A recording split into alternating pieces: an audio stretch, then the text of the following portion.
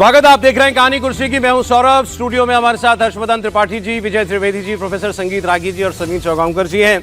Donald Trump बार बार कहते हैं कि ईरान के साथ डील होगी और बहुत अच्छी डील होगी। अच्छी डील होगी तभी होगी, वरना कुछ नहीं होगा, वरना फिर हम बम पे वापस लौट आएंगे।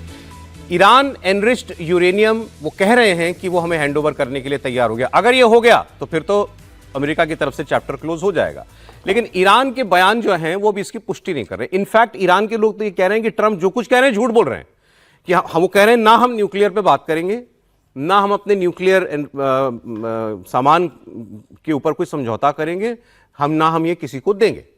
अब ट्रंप, लेकिन उन्होंने जो कल हमने आपको बात बताई थी, अब्राहम अकॉर्ड वाली शर्त जोड़ दी है कि सारे जितने गल्फ कंट्रीज हैं, मुस्लिम देश हैं, जिन्होंने अब तक इस स्वीकार नहीं किया इसराइल को, वो सब उसको मान्यता दें, और इसको मैंडेटरी भी कह दिया उन्होंने।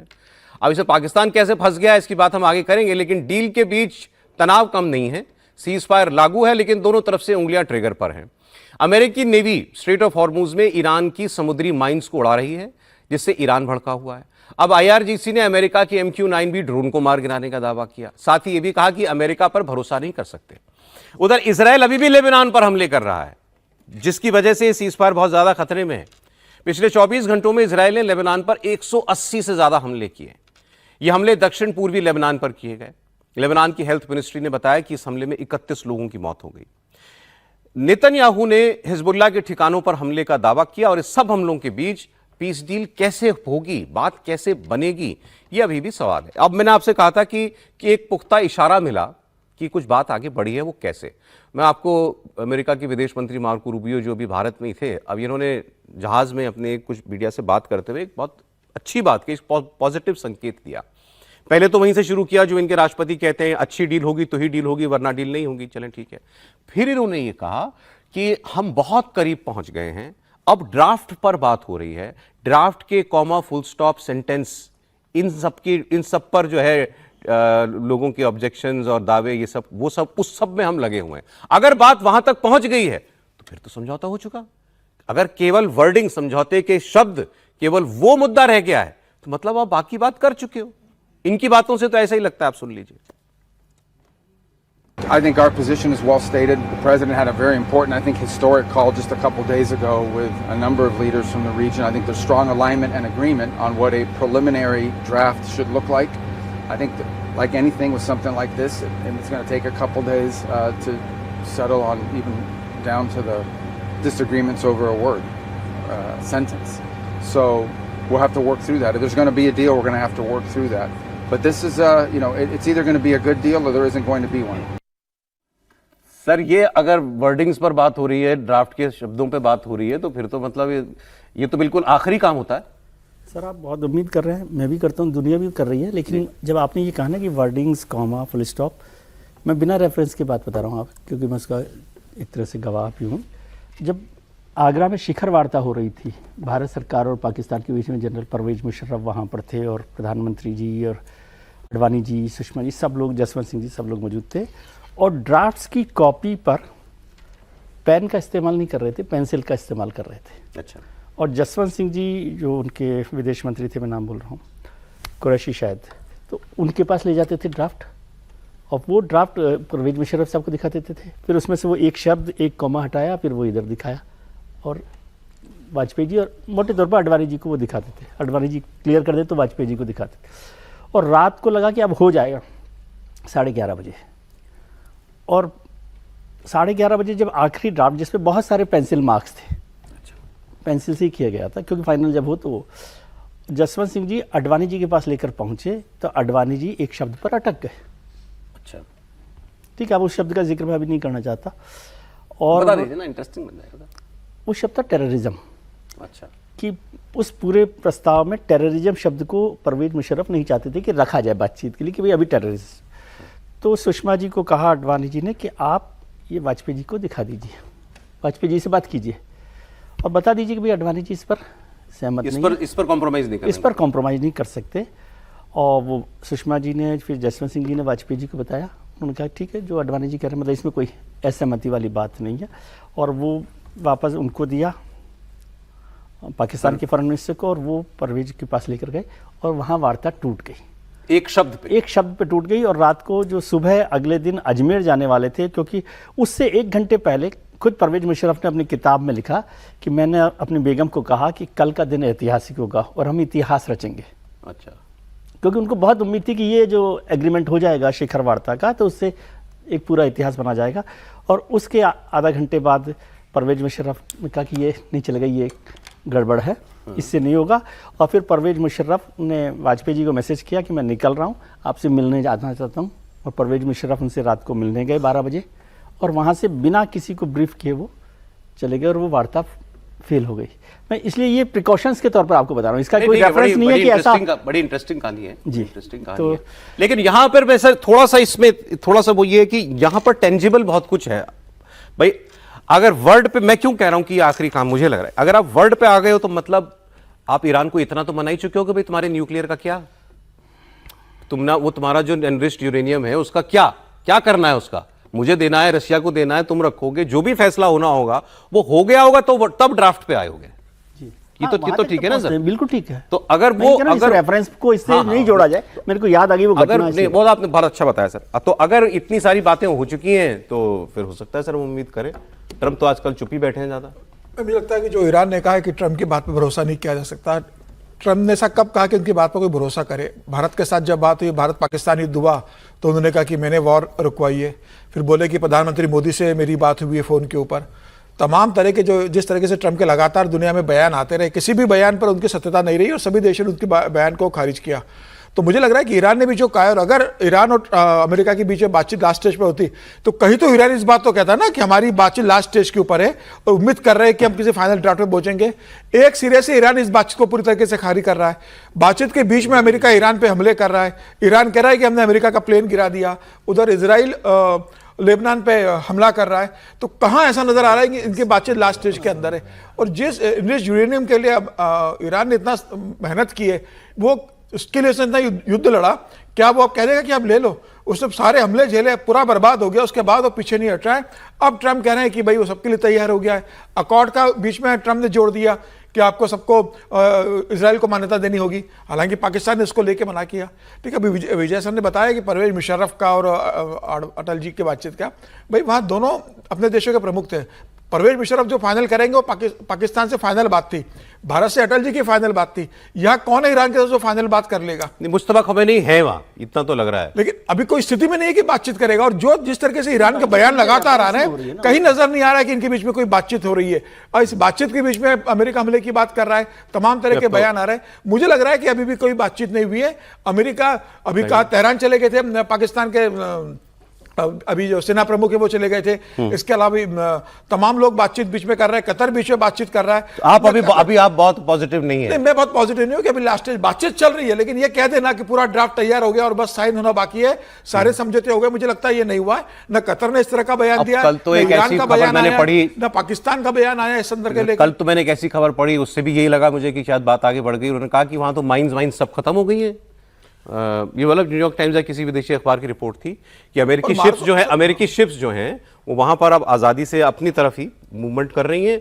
और वो कुछ शिप्स को उन्होंने जाने भी दिया, अंदर भी जाने दिया है। तो मतलब वो माइंस वगैरह वहां से क्लियर कर ली गई। ये भी माहौल बनाने के लिए बहुत सारी बातें होती हैं। इन सब बातों को उस तरह से, मतलब एक पॉजिटिव बनाना हो तो इस तरह से कहें, नेगेटिव हो रहा हो तो कहते कि ये इस पर भी स्टेट ऑफ हॉर्मुज़ पर भी मार्को रूबियो ने क्या कहा था, ये भी देख लीजिए। बात जो होती है उस पर रहता है, लेकिन ऐसा नहीं कि बातचीत नहीं हो रही, बातचीत चल रही है दोनों के बीच में। सुना दीजिए Marco Rubio.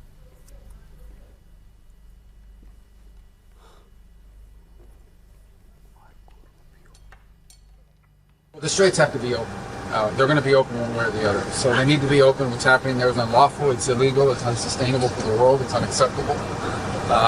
I don't know of any country in the world that does it. The Russians are not in favor of a tolling system. The Chinese are not in favor of a tolling system. I mean, there's no country in the world that's in favor of a tolling system except the regime in Iran. So that's not acceptable. That cannot happen. The straits need to be open, unimpeded, without tolls, and obviously that needs to happen immediately as soon as anything's agreed to.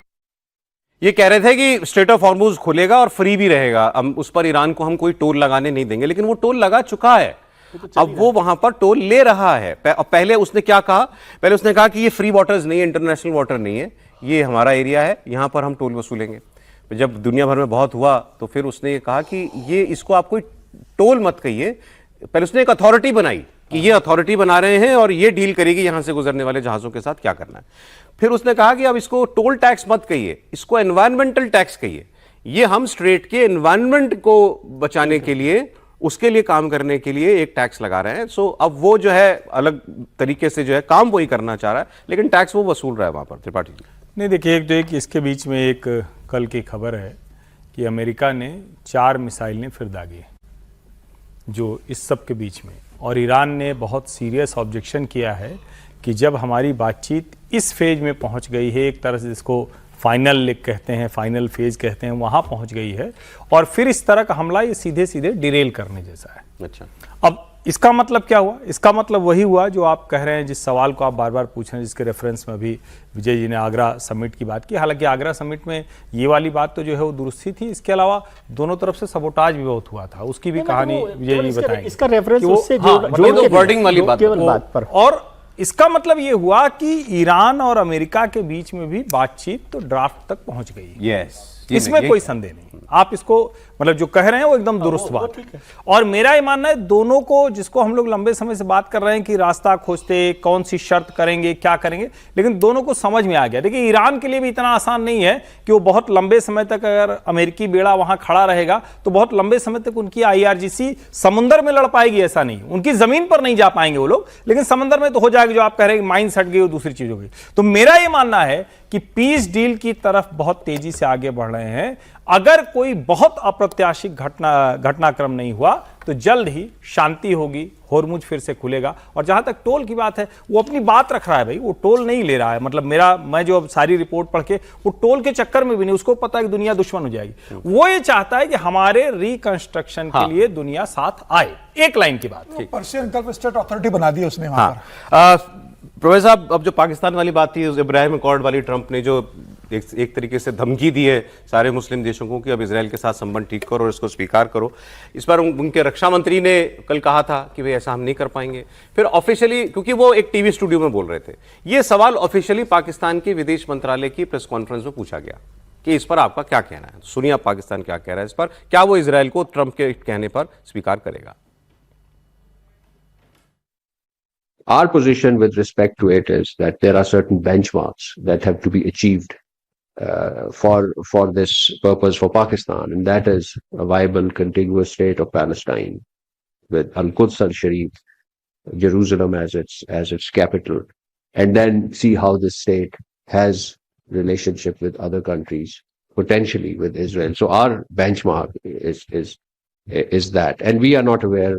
I mean, we are not concerned about who does not join the Abraham Accord. We view it in a very legal sense of the state of Palestine that we aspire and we support. तो ये कह रहे हैं, तो विदेश मंत्रालय के प्रवक्ता प्रोफेसर साहब कह रहे हैं कि पहले फिलिस्तीन राष्ट्र बनाओ, जेरूसलम उसकी राजधानी बनाओ, जो जेरूसलम अभी इजराइल की राजधानी है, और उसके बाद फिर ये हमारी पहली शर्त है।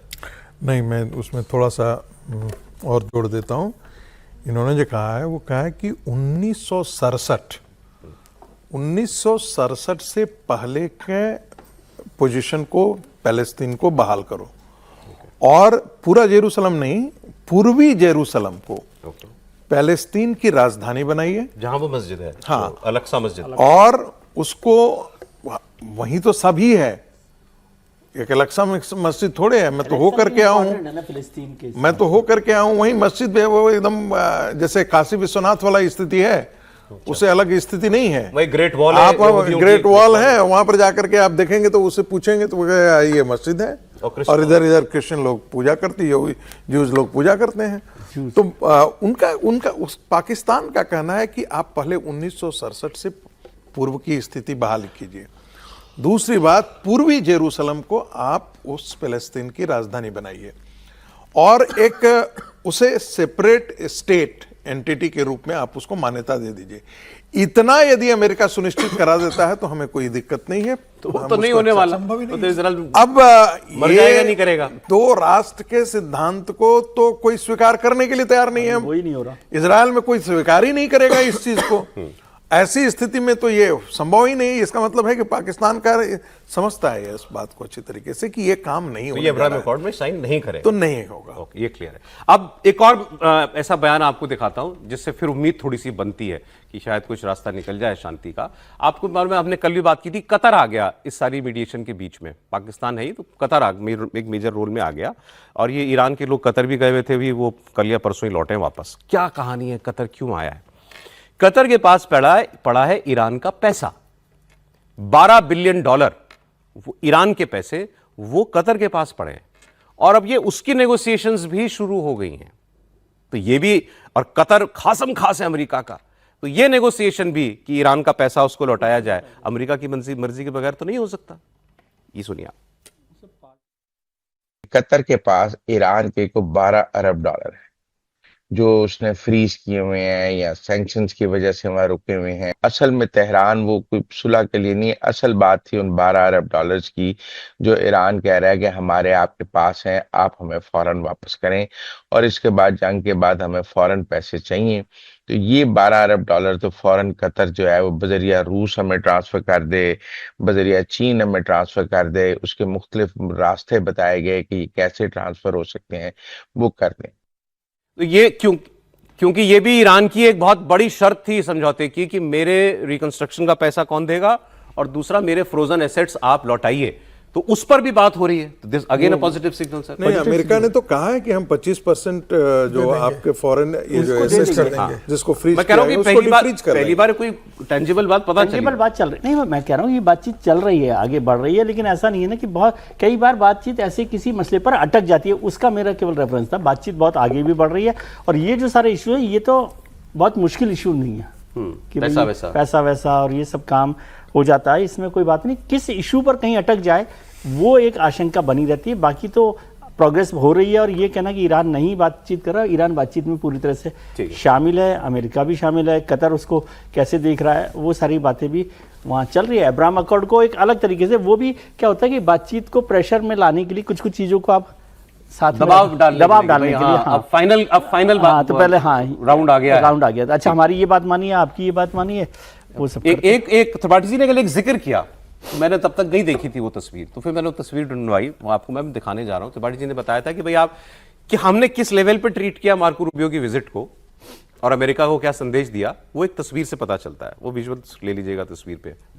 ये इसी की बात कर रहे थे आप? ये जयपुर से दिल्ली आ रहे थे मार्को रूबियो, जयपुर में अजमेर का किला देखने के बाद दिल्ली आ रहे थे। आप बस ये देखिए कि इनको सेंड ऑफ देने के लिए गया कौन एयरपोर्ट पर, सी ऑफ करने के लिए कौन है एयरपोर्ट पर। ये दो तीन पुलिस वाले, एक CISF वाला, और एक वहां डिस्ट्रिक्ट एडमिनिस्ट्रेशन का आदमी। ये कुल जमा लोग थे सारे वहां पर। जी, आप मार्को रूबियो जी के लिए बता रहे हैं ये फोटो, या पाकिस्तान के लिए बता रहे हैं? नहीं सर, हाँ, ये दोनों के लिए है, और इस कल से बड़ी ये तस्वीर बड़ी वायरल भी चल रही है। मुझे लगता है ये मार्को रूबियो के सम्मान या अपमान के बजाय भारत सरकार की रुख के लिए, जिस तरह से आप हमसे बात करेंगे, वैसे जिस तरह का आप हमें प्रोटोकॉल देंगे, जिस तरह से हमारे विदेश मंत्री की यात्रा को वॉशिंगटन, न्यूयॉर्क, अमेरिका में देखा जाएगा, ठीक वैसे ही आपको भी हम ट्रीट करेंगे। यहां पर जो लोग थे वो एक जनरल, जो डिप्लोमेट कोई भी आता है और अगर देश के किसी हिस्से में जाएगा तो उसका जिला प्रशासन इसी तरह से होता है। वो डिप्टी SP लेवल का आदमी दिख रहा था मुझे, तो कोई मतलब जो कहें कि वहां का ऊपर का अधिकारी भी नहीं दिख रहा था, डिप्टी SP लेवल का अधिकारी है, तो वो वहां थे। और इसको अगर यूं भी समझे, प्रोटोकॉल ये है कि SP होता है, या सॉरी डिस्ट्रिक्ट मजिस्ट्रेट होता है, DM होता है वहां का, तो हो सकता है जयपुर का DM वहां पर DM ठीक है, उसमें कोई ऐसा कोई इतना वो भी नहीं कर सकते क्या प्रोटोकॉल में जो ऑफिसर्स होते हैं। लेकिन मैं वही कह रहा हूं कि आप इसको जैसे ये समझना कि अमेरिका का कोई आया तो जो हम पहले जिस भाव में आते थे या कोई और आ गया, हम उस भाव में अब नहीं आते हैं। अगर Donald Trump, Xi Jinping, Vladimir Putin आएंगे तो उनको नरेंद्र मोदी उसी तरह का सम्मान देंगे जैसा उनको जाने पर मिलता है। लेकिन यह संभव नहीं है कि हमारे यहां के जो भी मंत्री होंगे या जो जिस लेवल के लोग होंगे उनको अमेरिका सामान्य व्यवहार करेगा, तो हमारे यहां भी सिर्फ प्रोटोकॉल फॉलो किया जाएगा जो बहुत जनरल नॉर्मल प्रोटोकॉल होता है। और बाकी ठीक है, बाकी हम डील करेंगे उनके साथ। जो बात वो कह रहे हैं वो ठीक है, लेकिन इसका मतलब है कि आपके रिलेशनशिप में वो वार्मनेस नहीं बची है। यह है इसका एक मैसेज कि भाई उस तरह की वार्मनेस नहीं है, बाकी तो सब चलता रहता है हम डिप्लोमेसी तो ये में। कहें कि फिर इसको सर- ट्रंप चाह रहा है कि वार्मथ आए। हाँ इसको हाँ सर आए। ये भी समझिए ना, मतलब आपकी बात ठीक है, भाई मैं उसको दूसरे reference अमेरिका से कह जब रहा उस तरह से कर रहा है तो भारत भी वही कर रहा है कि हूं। ठीक है हम तो आपके वही साथ बात जहां ऐसी जरूरत बात है ना। वो करेंगे। वही बात है, रेस्पॉन्ड अरे भारत और अमेरिका के बीच गले गले- वाला वीडियो नहीं देखा, शायद आपने भी नहीं देखा, कि नितिन नवीन साहब जयपुर गए थे तो चीफ सेक्रेटरी उनको लेने गए थे सलाम करने। देखिए ऐसा भी होता है। सर नितिन नवीन कुछ बना बिगाड़ सकते हैं, रूबियो क्या बिगाड़े। भारत और अमेरिका के बीच एक बहुत बड़ी डील भी हुई है, इसकी चर्चा नहीं हो पाई थी, इसकी बात लेकिन करनी जरूरी है। दोनों देशों ने क्रिटिकल मिनरल्स और रेयर अर्थ पर एक डील पर हस्ताक्षर किए कि इसकी जो सप्लाई चेन है, क्या कहते हैं सर उसको, ग्लोबल सप्लाई चेन, वो बनी रहे। और ये चाइना का एक ऑल्टरनेट रेयर अर्थ के लिए बनाने की कोशिश की गई है। ये डील सेमीकंडक्टर्स, इलेक्ट्रिकल व्हीकल्स और रक्षा तकनीकों की आपूर्ति को बढ़ावा देने और उसके लिए जितनी रेयर अर्थ की जरूरत है, मिनरल्स की जरूरत है, उसकी उपलब्धता सुनिश्चित करे। ये जो है उसके लिए दोनों देशों के बीच जो है वो अरेंजमेंट जो है वो किया गया है। समीर जी, इंपॉर्टेंट डील है ये। नहीं, निश्चित रूप से। और मुझे लगता है कि चीन जिस तरीके से बहुत आक्रामक रुख अख्तियार कर रहा है इस क्रिटिकल मिनरल्स को लेकर, जिस तरीके से बीच में उसने भारत के साथ सप्लाई रोक दी थी कुछ समय के लिए, फिर बाद में अमेरिका का भी रोका था, सबके लिए रोक दी थी, बाद में फिर उससे शुरू किया, लेकिन तमाम शर्तों के साथ शुरू किया। तो दुनिया को ये लग रहा है कि भाई जिस तरीके से इस पे चीन का प्रभुत्व है, एकाधिकार है चीन का इसके ऊपर, और चीन आने वाले समय में फिर इसको लेकर प्रॉब्लम क्रिएट कर सकता है। तो चीन पर निर्भरता हुई, चीन पर भी बहुत ज्यादा भरोसा किया नहीं जा सकता, वो कब कैसा निर्णय ले लेगा। तो उससे अलग रास्ता क्या हो सकता है, मुझे लगता है उसको देखते हुए एक सर मेरे मन में एक बहुत ही लेमन सवाल है इसको लेकर के। भाई उस सारा धंधा इस रेयर अर्थ का चीन के पास है, मतलब सामान से लेकर के मार्केटिंग सब उसकी है पूरी दुनिया में। तो हम और अमेरिका क्या है इसमें, डील की मतलब क्या है? नहीं देखिए, इसको पहले तो ये समझिए कि भारत के साथ कोई डील कर रहे हैं तो क्यों कर रहे हैं। अभी जो हमारा बजट आया था, पहली बार, अब फिर मैं पहली बार ही कहना पड़ा, लेकिन सर सच तो यही है कि पहली बार भारत की खनिज संपदा को लेकर रेयर अर्थ मिनरल कॉरिडोर 4 राज्यों में बनेगा, ये बजट में ऐलान किया गया। कहीं कुछ आप खोद लेते हैं, कहीं कुछ पा गए, कुछ कर लिया, कुछ दिन के लिए हो गया, वो सब चलता है। लेकिन रेयर अर्थ मिनरल कॉरिडोर, जैसे अलग अलग समय पर हम कहते हैं ना कि यहां से यहां की सड़क बना देंगे, हाईवे बना देंगे, तो अब ऐसे ही ओडिशा, केरलम, तमिलनाडु, आंध्र प्रदेश, इनको लेके एक बढ़िया रेयर अर्थ में। क्यों ऐसा किया गया? क्योंकि ये वो क्षेत्र हैं जहां दुनिया का बड़ा रेयर अर्थ मिनरल है। अभी रेयर अर्थ मिनरल क्या है? लिथियम है, कोबाल्ट है, ग्रेफाइट है, टंगस्टन है, ऐसी ढेर सारी चीजें। इससे होता क्या है, अब अभी एक और इसके साथ जुड़ी हुई खबर मैं अभी बताऊंगा तो आपको समझ में आएगा भारत सरकार कर क्या रही है। आप कुछ भी कर लें, जो हम लोग रोज कहते हैं ना, कोई भी सामान्य व्यक्ति जो ये खबरें नहीं पढ़ता है, जो इसको जानकारी नहीं, कहता कि चाइना के साथ हमारा इंपोर्ट बिल इतना बढ़ता चला गया, 12 साल में क्या किया नरेंद्र मोदी ने। तो कैसे करेंगे भाई? आपने यहां पीएलआई स्कीम करके 14 कोर सेक्टर बनाने लगे, मोबाइल सब, फिर क्या हुआ? कहे बैटरी के लिए जो रेयर अर्थ मिनरल बनता है वो कहां से आएगा? वो चीन से आएगा। जो आपके मोबाइल की स्क्रीन है, जो ओएलईडी दिखती, बड़ी बढ़िया सी चमकती हुई दिखती है, ज्यादा पिक्सल्स उसमें नजर आते हैं, वो कहां से आएगा? उसके लिए चाइना से आएगा। अब उस सब काम को भारत कर रही है। और अभी परसों का एक नोटिफिकेशन है भारत सरकार का, जिसमें उसने कहा है कि सोलर सेल जो आप लगाते हैं वो जो डोमेस्टिक मैन्युफैक्चरर्स हैं उनसे लगाइए, अब वो आप बदल नहीं सकते हैं। और एक बात, 2 बात इसमें जरूरी जोड़ दूं। जापान प्रोसेसिंग, रिफाइनिंग और रिसाइकलिंग में मास्टर है। ठीक है, अमेरिका सबसे बड़ा मार्केट है, और हम और ऑस्ट्रेलिया, हमारे पास खनिज, ये खनिज भारत से निकाले जाएंगे और इसमें अमेरिका सहायता करेगा। अमेरिका, जापान और ऑस्ट्रेलिया। ठीक। अच्छा, पैक्स सिलिका यही है? बिल्कुल बिल्कुल, वो उसी का नेक्स्ट लेवल है। पैक्स सिलिका सिर्फ अमेरिका के साथ था, ये क्वाड में आ गया।